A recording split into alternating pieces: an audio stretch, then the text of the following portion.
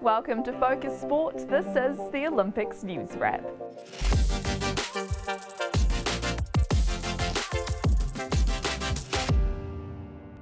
Kia ora, I'm Cherie Kinnear, and the Tokyo Olympics are officially underway with the opening ceremony last night.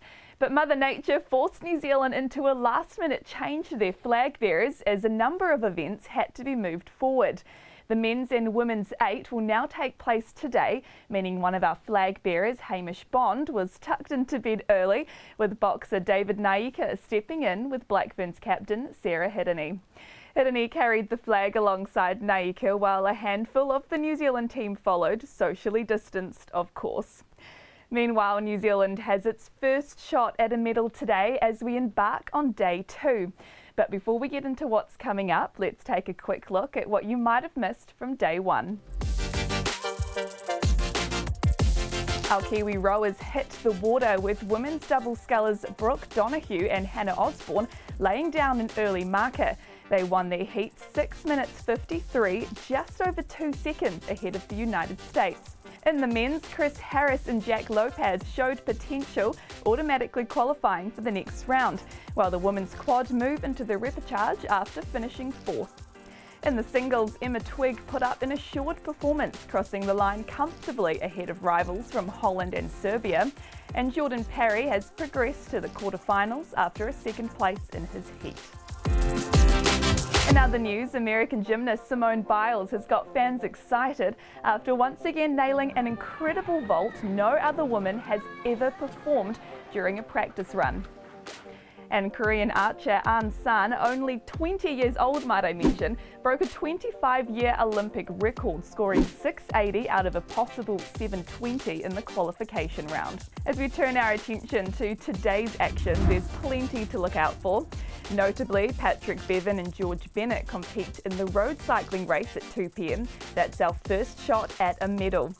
As mentioned earlier, Hamish Bond will hit the water today a little bit early, a day brought forward in the rowing in the men's 8.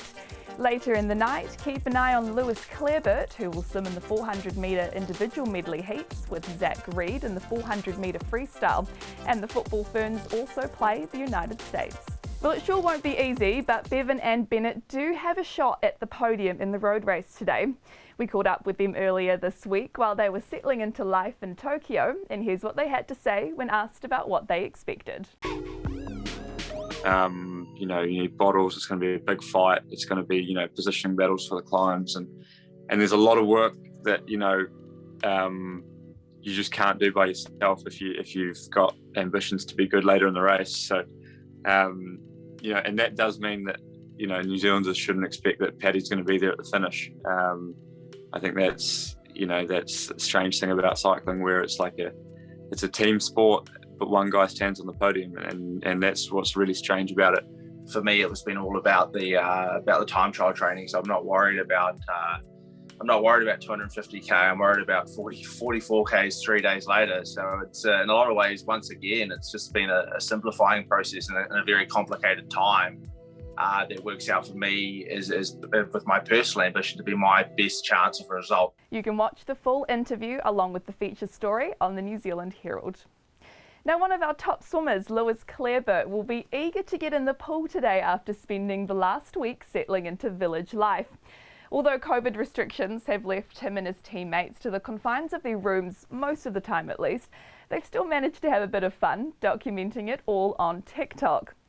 From a manu in the Olympic pool. First ever manu in the Tokyo Olympic Games pool. Go, go. Nothing can stop me, I'm all the way up. To this video illustrating the springiness, or lack thereof, of their beds.